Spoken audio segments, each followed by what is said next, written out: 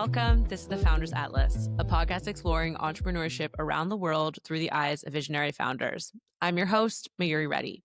Today, we're traveling to Kampala, Uganda, a city at the heart of a nation in transition. Uganda's population is estimated to be around 48.7 million, with 3.6 million in Kampala, less than 10%. However, the capital city accounts for nearly 65% of the country's GDP and 80% of its industrial and commercial activity. It's no wonder that it serves as a launchpad for entrepreneurs shaping the region's future. It's a place of movement, of trade, of innovation, of a young and ambitious population finding new ways to push forward. But it isn't always easy. Uganda itself is undergoing a transformation. According to the country's first ever digital census, over half the population, 50.5%, are children under the age of 17. Another 22.7% are young adults, a demographic shift that carries both promise and a lot of pressure. The country is full of energy, but needs investments in education and technology to ensure its people can continue to prosper. And Kampala is at the center of this.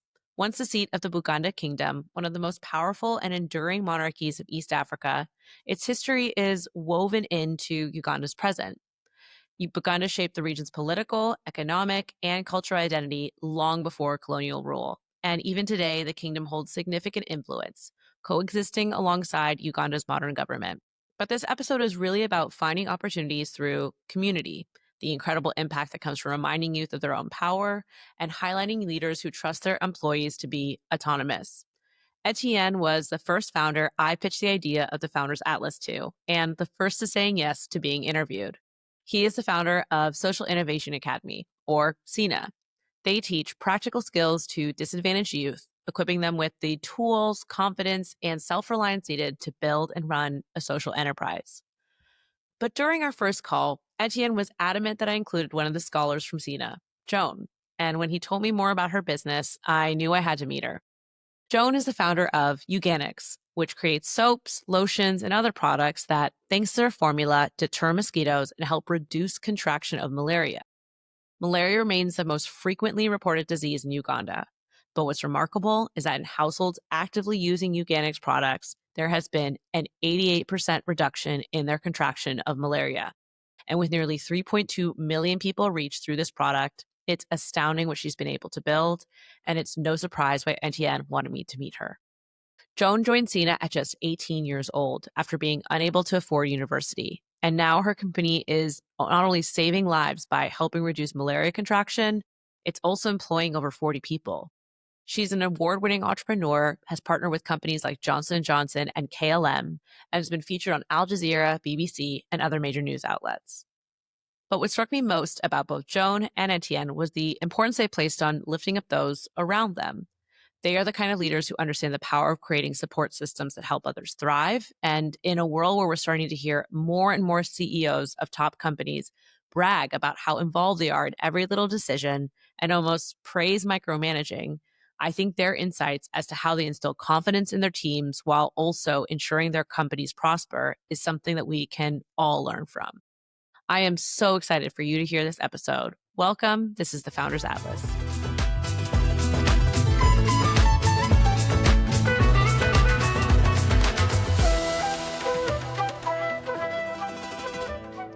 I would love to introduce Joan and Etienne. Why don't we start with Etienne? I would love to hear how SINA started because also Joan was, of course, a part of that program. So Etienne, would you like to start? Hi. Thanks for having us. I'm Etienne Salborn, originally from Germany, but I've been living over the past decade in Uganda. And my connection with Uganda already started much earlier than the last 10 years, but in 2006. And that's also where I met Joan for the first time, because I didn't want to join the German military service that was obligatory back then. But I went instead to volunteer for 1 year in an orphanage in rural Uganda and lived and worked with the kids. And Joan was one of them when she was about 10, 11 years old. And there I saw that many of the kids after finishing primary school didn't have the opportunity to continue going to secondary school.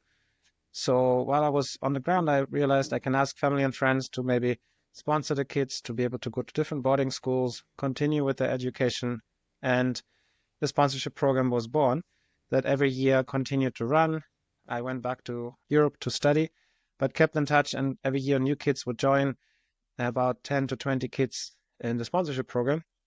And over time, actually, the first generation then finished high school in 2013, had good grades, but weren't able to find jobs or weren't able to go to university because there's a high youth unemployment rate in Uganda, which is growing because the population is growing so quickly. And also, university tuition fees are very expensive, so we weren't able to put the youth into higher education as well. So for that reason, we actually sat together in an open space and discussed what solutions can we create. And it was clear we actually need a space that young people would be able to create their own jobs and create their own opportunities. And that became, in 2014, SINA, the Social Innovation Academy, where then also Joan joined. And SINA, we have developed over the years a model, a framework that allows any kind of marginalized, disadvantaged young people to unleash their potentials, to find their purpose, to become change makers, to be able to create jobs and opportunities for themselves and actually graduate at the end with their own social enterprises established. Amazing. Thank you so much for sharing that. And Joan, would love to hear your story and your journey with SINA. Thank you so much. So my name is Joan, and I joined SINA in 2015. I was 18, out of high school. Like, one of our worries when we finished primary school, like Etienne mentioned, was finding a way to continue with school. So at the orphanage, after that primary level, they could look for remaining relatives around, and then you go back there. So most of us didn't have a chance to continue education. And that I was able to go through the sponsorship program that Etienne founded. And then after high school, I still did not know what to do with my life. That's when life becomes real and you're trying to, you become an adult, and I didn't know what to do. So, but I also wanted to go to university. Then Etienne invited me for interviews for the next intake at SINA. My idea or my thought was that I was going to go and learn a skill, maybe video editing or audio editing, because I had friends in the music industry, and go and maybe get a job there. But then when I reached there, I was pretty much confused. Now, it was a very different environment. We grew up in environments where we have routines. Do this, you wake up and you do this, and you even have teachers or matrons that come and wake you up. And I went to a place where I had to push myself to do these things. So it was hard in the beginning because I didn't have anyone waking me up. I could sleep until midday, but there were programs that I had to participate in. There was no one to tell me that you have to do this. But it was interesting, and it gave me an opportunity to see what is going on in the environment. And I knew what my responsibilities were. And then I realized myself the benefits of everything that was going on. And so I kind of went into it naturally. And I think it changed the way I see things and the way I move on with life. First, that's the discipline that SINA gives you, that you take control of what happens in your life. You take responsibility to make things happen and to do things. So I started discovering myself, finding what I really love to do, what I'm passionate about. I got self-awareness, basically. That gave me the capability to be able to actually create a purpose for myself. And that is basically what gave birth to Uganics. I remember one time we were having a conversation with some of the kids we grew up in the orphanage, and we were reminding ourselves of the time that we had. And everyone was talking about how I used to fall sick so much when I was at the orphanage. And they were asking me, but what was wrong with you? And then one of them said, we even thought you had HIV. It was, a funny conversation that we were supposed to be laughing at. But it made me reflect on my journey.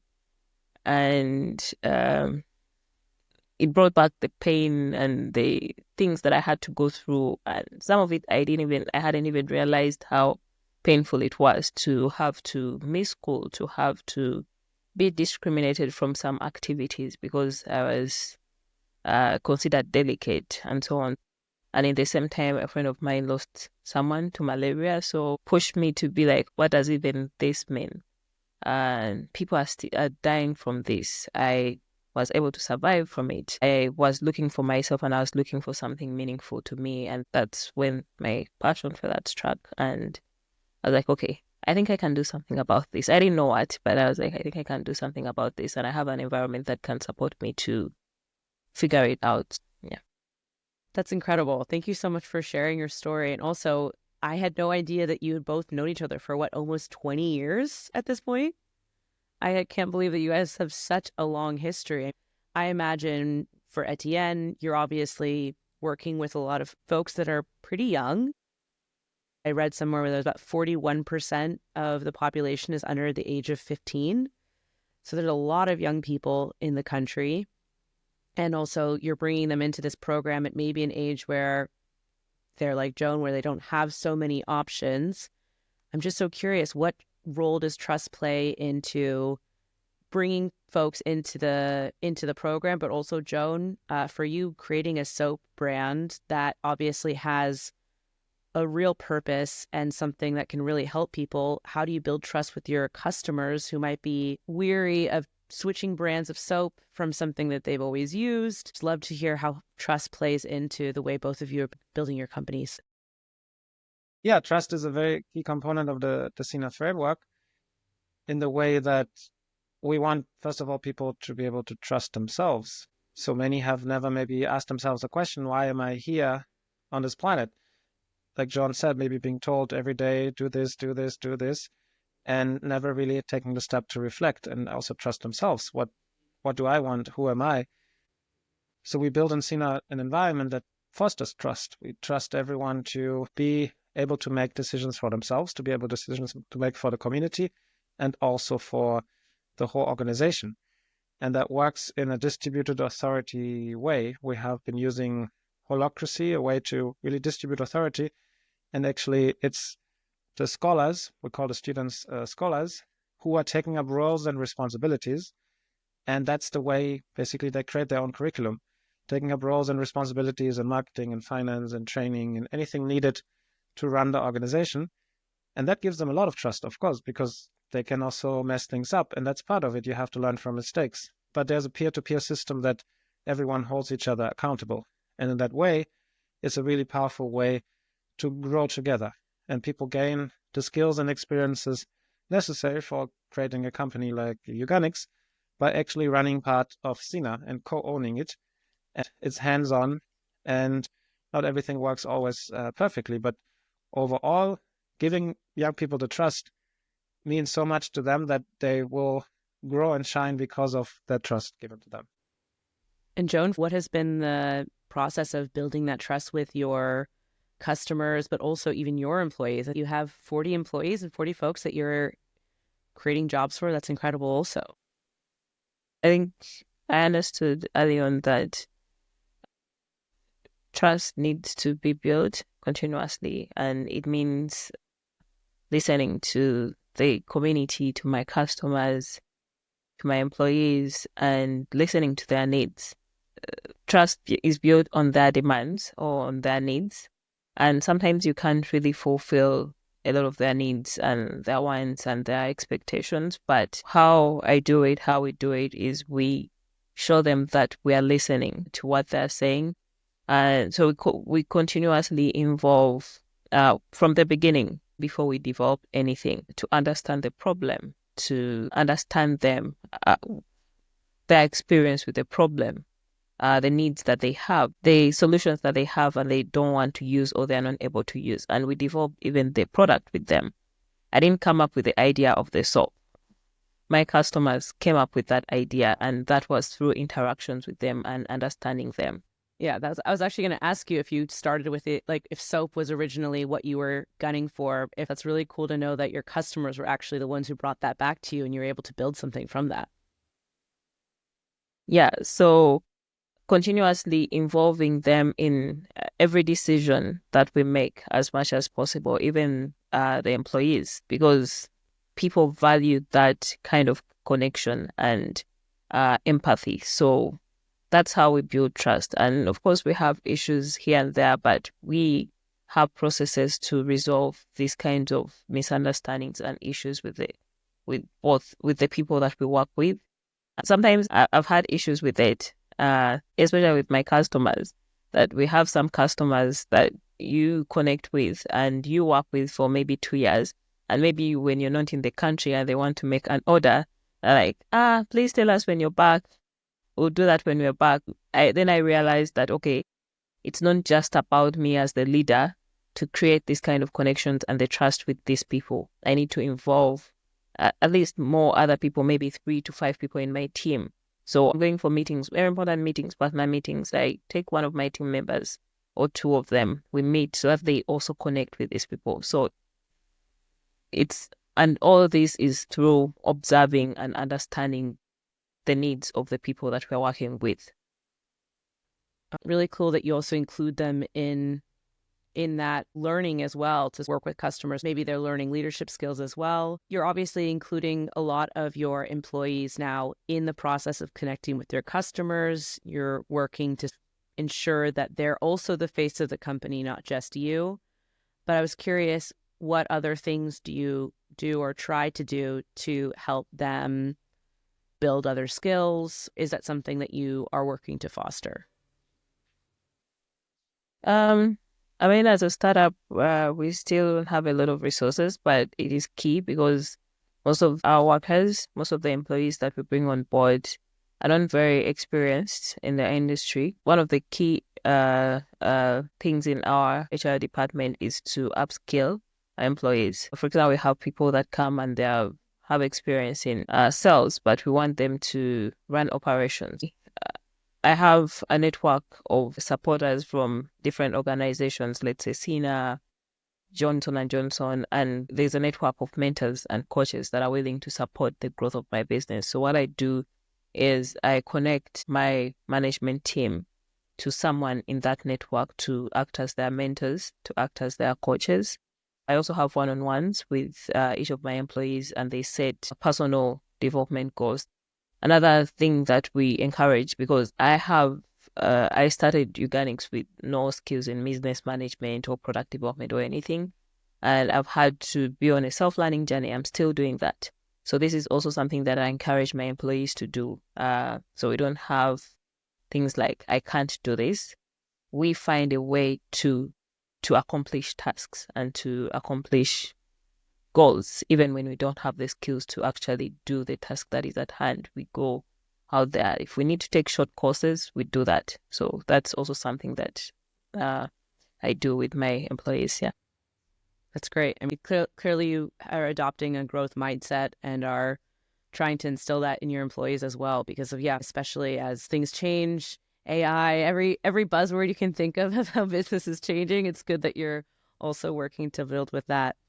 For Etienne, kind of on that vein, you talked a little bit about it, but I would love to hear a little bit more about the Maker program, but also how you're able to also build systems to make SINA replicatable. So SINA is now, if I remember correctly, you now have 12 different operating programs in 5 different countries. Could you tell me how you have built systems that allow you to train folks so that they can build self-sufficient programs elsewhere? Yeah, maybe before that, on the self-learning, interesting practice that developed over time is every quarter we ask the scholars, as well as kind of the people that are the team members who are also scholars, but basically everyone, how's the work that you're doing allowing you to fulfill your purpose, right? So not the other way around, like many businesses do. How are you contributing to the business? But the other way around. How is the business allowing you to actually live what you want to achieve in life? And that means people take up roles and responsibilities to be able to be where they want to be. And today we have actually 18 SINA communities in now 6 African countries. half of them, or a little bit more than half, 11 in Uganda, and 2 as well in Congo, 2 in Tanzania, 1 in Zimbabwe, and 1 in Cape Verde and Kenya. And we have basically developed a model of replication that is similar to nature is operating. You have a mango tree which produces seeds, and the seeds have all the DNA needed to flourish in a different environment. And so all the 18 SINA communities are actually independent, locally rooted, locally owned, locally self-organized for the community, by the community.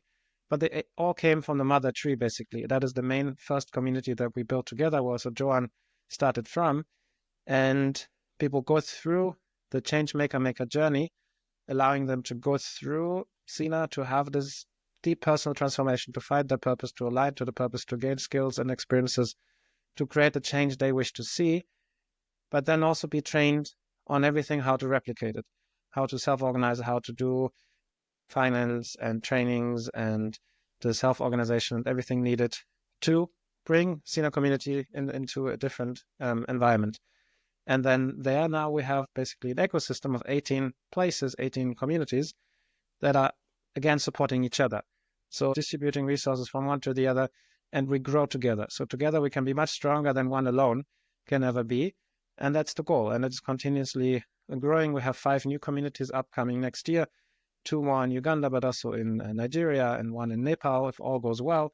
So it's continually to spread, but not by us going anywhere and saying this is what people should do, this is what the solution should be, but the other way around. Young people, organizations, communities finding an interest in SINA, experiencing it, taking this transformation, and then being the ones that bring it back to their own communities and own it and run it and create their own SINA. And collectively, best practices evolve the model and unfold basically the purpose altogether, and it's ever changing. That's so cool. Thank you so much for sharing that. The fact that it's locally rooted, I assume that means that you obviously have folks that are from those regions also running the programs. And love to tap a little bit now to getting into maybe the cultural context of what it's like to build organizations in different parts of the world. Joan, as a Ugandan woman creating a business in Uganda, what has that experience been like in terms of maybe your own cultural identity of being Ugandan? How has that maybe played into the way you view your venture, if at all? And maybe what are the realities of creating a company in Uganda that maybe folks aren't aware of if they're not or haven't lived or have been there? I mean, as a woman entrepreneur in Uganda, in the beginning, I didn't think so much about it would be full of opportunities or how it would also be full of challenges. In the beginning, it was pretty hard because I was, first of all, young and also a woman. At that time, I think I was still called a girl by a lot of, other people, like men outside the community. Like I told you before, I went to SINA. Like the world was kind of different. I viewed the world different, and so I have different experiences when I began, and for example now as a woman. Right now, the environment or the ecosystem is getting more supportive of women in business or women entrepreneurs. We still have a lot of biases about being a woman and owning and running a business, especially in male-dominated areas, masculine areas. We still have a lot of opportunities that you can't even tap into. I remember when I was starting, I was looking for supporters locally in product development. I remember there's a pitch that we had at SINA, and we had some people from the local government in Uganda, and someone picked an interest in my idea and invited me to the parliament to go and talk more and to connect me to a government fund. And when I went there, they connected me to someone in the ministry. And this guy looked me in the eye and asked me, "How old are you?" I was like, "I'm 18. And he asked me, "Why are you not at school?" I was like, I tried to go to school. I didn't have enough tuition, but also I realized that at this point in my life, I want to be doing something different. I'll go back to school later when I feel like I'm ready and I know what I really want to study. And he's like, I don't know what's wrong with you young girls these days. Instead of coming here and asking me for money to go back to school, you're asking me for money to do what? You're just going to waste that money. The business will not work out. You don't even know what you're going to do exactly. You should go to school, get something, and then you're a woman. Your destiny is for you to get something you can and then find a man and get married. And oh my God. Um, that almost undid everything I had started to believe about myself, like what I can actually do. I was like, maybe this is actually the truth. Maybe this is what I should be focusing on. For a few days, I thought deeply about it. Then it started, I started trying to work from within myself to stop even thinking about it, stop even thinking that it can be true. At that time, that's how a lot of people viewed me. And then sometimes you speak to someone online, and they really get interested, and then they meet you and they're like, you're a young girl, you're the one doing this. So, but now, then things started changing. I think as I grew, as I made the things I was just talking about happen, more people came and started to support and started to back me up. I even was able to work with a university that I was trying to get into to work with in product development. And now still there are challenges as the world or as the ecosystem embraces women entrepreneurs. Now we're viewed as women that are taking on the masculine responsibilities. So it has its own challenges, but it also has its own opportunities. And I think it's about our self-beliefs, standing our ground and understanding who we are and why we do what we do, and continuously reminding ourselves of that and getting the opportunities, grabbing them for ourselves, no matter what anyone says. And also appreciating the opportunities that we get because we are women. So, but yeah. First of all, I just want to say, when I was 19 years old, I had no idea what I wanted to do with my life. But honestly, from your story and everything that you've already told me, it's very clear that you had an incredibly smart head on your shoulders to even be able to go through a program like SINA and be able to explore that, right? At 19, you might think that you're an adult, but there's still so much to learn. And so I think it's really incredible that you stood your ground, first of all, and have what it appears to be a really strong sense of resilience. And you possess that, which has allowed you to go through these hurdles, again, at such a young age. I think that you should be incredibly proud of yourself. Etienne, I'm so curious now, also hearing Joan speak. I would imagine that that's what she's gone through is not uncommon, right? That a lot of the youth that are going through your program also struggle with, finding a lot of barriers, but also maybe people underestimating them. And of course, in Joan's case, being totally proven wrong. What are some of the things that you also do to maybe instill resilience, or how important is resilience, do you think, to the work that you do? Yeah, I think over the years we developed a strong framework that has one key component, and that is this. We call it the confusion stage, actually, because it is confusing. People come from a mindset of being told what to do and maybe never really reflecting about themselves, and having also a lot of maybe limiting beliefs, like Joan has just shared.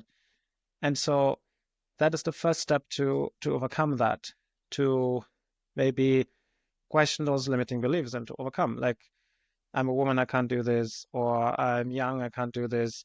I'm poor, my parents have been poor, my grandparents have been poor, I will always be poor. Or I'm a refugee, my life is already done, nothing good will happen to me. Right? But those are all just mindsets that we can change. The past doesn't have to define the future. And that's what people start realizing and set new goals. and get the tools and the support to work on those goals step by step. And it will be hard, but it's possible to attain many of those goals.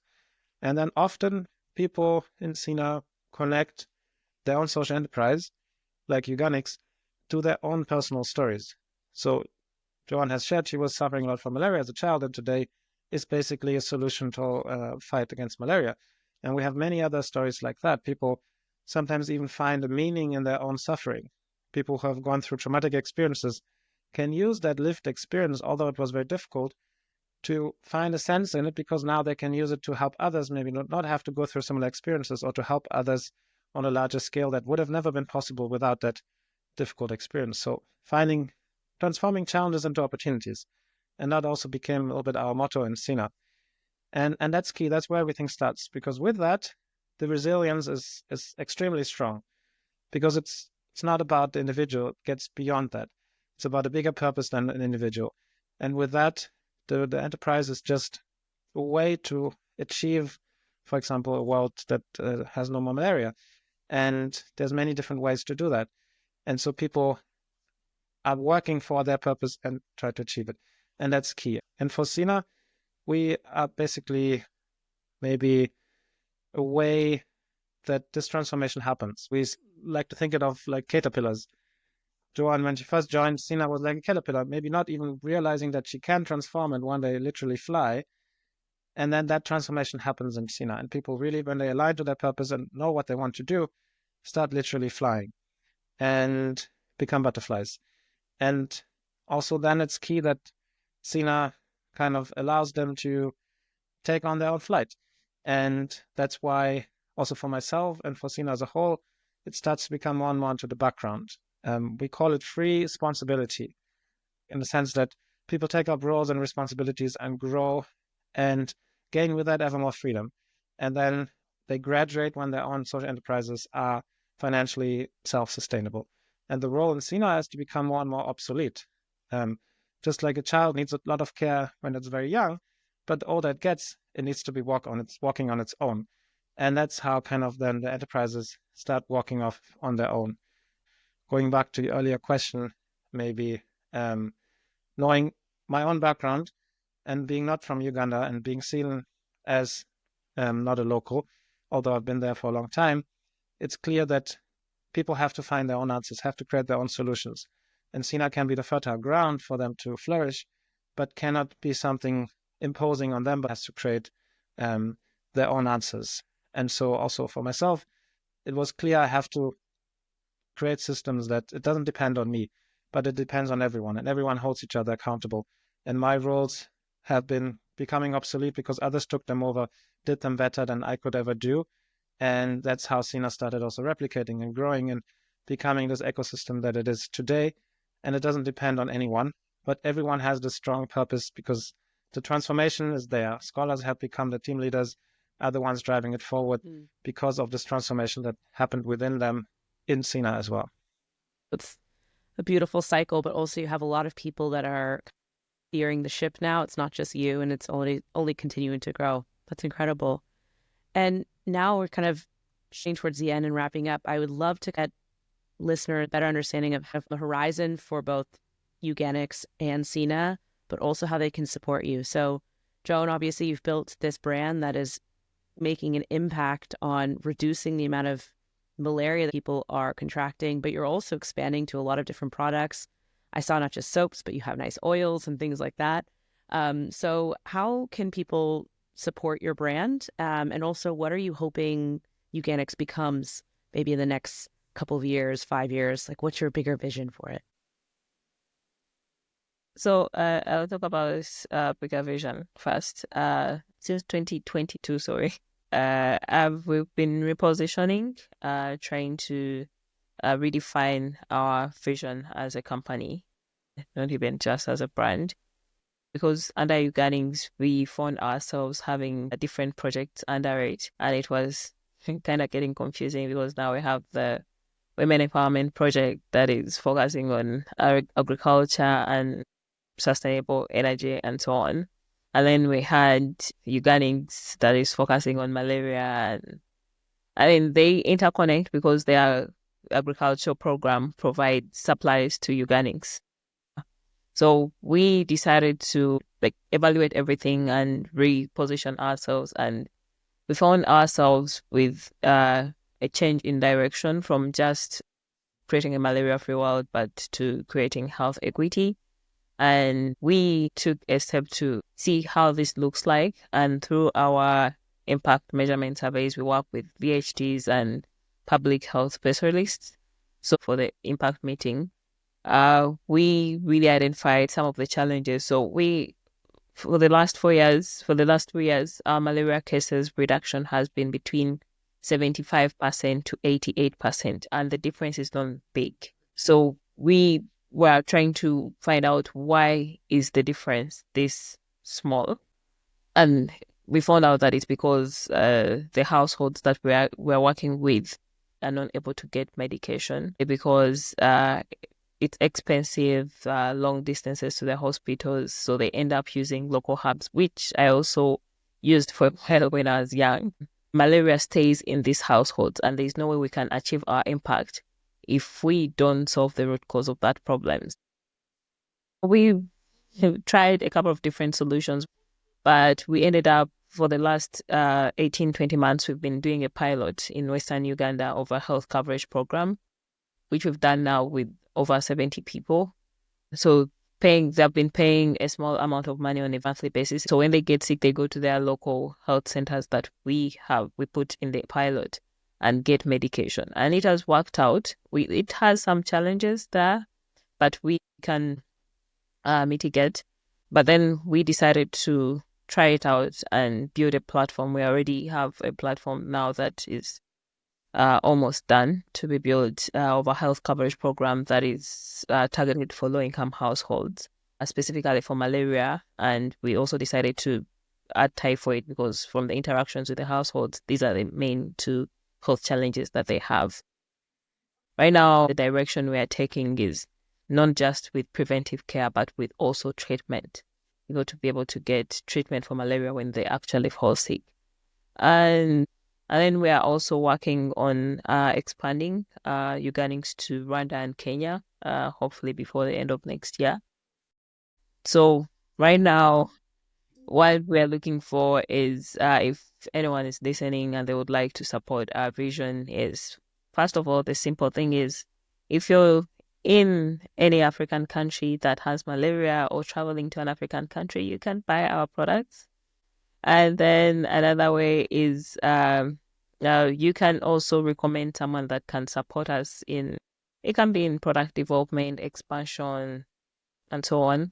And also for us to be able to do any of this, make any of these things happen, is we need money, we need investment. So if you'd like to support our vision, you can support us also financially. You don't know how much, you might think you cannot support us, we need a lot of money, but even $500, $1,000, $10,000, $500,000, it can help. It can take us a long way to come from where we are now to where we need to be. So, yeah. And are you open to angel investment as well? Are you doing any sort of crowdfunding? Would love to know if there's also a specific type of funder or an investor that you're looking for. We are going to launch our fundraising next year in, I think, February. And we are looking for angel investment, basically impact investment. We are raising debt and grants. Not yet equity, but debt in form of self. So not plain debt. Amazing. And Etienne, what are you seeing as your kind of vision for SINA in the next few years? Of course, I mean, even for my stat, I was not right on how many SINAs there were. So clearly you guys are expanding and doing a really great job of doing that. But what's your vision for the next few years? And what are some ways that listeners can support what you're doing? Yeah, so we're getting to a point almost of an exponential replication pathway, because now with 18 communities, some are getting ready to also replicate on their own. And again, new communities are upcoming. So it will grow faster and faster, but again, through replication and local ownership. And with that, the bigger vision is to really foster systemic change, because so many people are paying, especially in Africa, tuition fees for university, for vocational training, for school, but afterwards not finding jobs. And SINA is a framework that allows young people to create their own opportunities with very minimal costs, because each community has basically no staff, has a little bit of running costs for internet and tools and some machines and so on, but compared to just a vocational school or university is just a fraction of costs. But people actually leave in the end with something tangible, their own jobs, their own opportunities. So with more and more people being able to do that, and it also requires a mindset shift for governments and for other institutions to see that education doesn't have to be top down, but it can be bottom up. People can actually be the change they want to see and be supportive to them to actually initiate change. But currently it's still the other way around. People see it more like we have to design the curriculum for everyone and this is what they need, and then it trickles down or not. So with more and more self-organized spaces, communities where people basically have the power of education in their own hands, I think a shift will happen that will be making an old model potentially obsolete. And that's maybe the long-term goal, that we don't have to fight the existence, but we can just create something better that slowly replaces the old system that maybe is not working so well anymore. So with more and more SINA communities upcoming, 20-something next year, maybe even 50 or 100 communities in the next 5 years, there will be a massive shift, because many more stories like Joan's, and we have already many others, but many, many more will come up. And they will show that you can start from a difficult background. You can start with almost no resources, and you don't have to first have everything in place in terms of the education, the skills, the understanding, and the capital to get started. But you can start now. You can start small, and it grows over time and can create tremendous impact. And in the end, create a world that can work for everyone. So that's the bigger vision. And it starts to expand potentially even beyond Africa, which is very exciting, with the first community coming up in Nepal. And to make that happen, of course, there's many ways we need support. SINA is generating also its own revenue, but is also for the creation of new communities dependent on grants or foundations or individual supporters, but also on communities and people interested to explore it, and we can work together to bring it to a new location. And also there are many opportunities to get involved in all the different SINA communities as an intern, as supporting any of the enterprises, or doing research and other things that, again, help to create more change, but also to amplify the impact and the voice. So if anything of that is of interest, anyone can always feel free to reach out and visit us also on the ground and get the full experience. Because talking about it is one thing, but really being on the ground and talking to the people and getting that feeling is a different experience altogether. So also warm welcome. Anyone can always visit any of our SINA communities. They're always open and happy to receive visitors. Great. I'll come to Kampala. We're looking forward to it. Thank you both so much. I had such an incredible time chatting with you both, but also, I mean, even before this, was really excited to learn from you, but really even just hearing from both of your stories, incredibly inspiring, but also a really wonderful reminder of the importance of community as well. Clearly, what you've been building is allowing for more and more folks to be empowered, and I think that that's incredible. Thank you both, Joan and Etienne, so much for your time. I'll include more information about how they can get involved or learn more about your organizations in the show notes. But again, thank you so much. And I look forward to speaking with you both soon and hearing again about all the amazing things that you've done since the last time we spoke. Thank you so much for having us, and all the best. Yeah, thank you. Thank you so much for having us. Thanks for tuning into the Founders Atlas. I hope you enjoyed the ride. To learn more about Uganics and Social Innovation Academy, head to our show notes with details about how you can reach out directly to Joan and Etienne. And hit subscribe, like, give us a rating, follow, anything to show your support for the podcast. It means more than you know. Tune in next week for the next episode of the Founders Atlas, where we head to Lagos, Nigeria.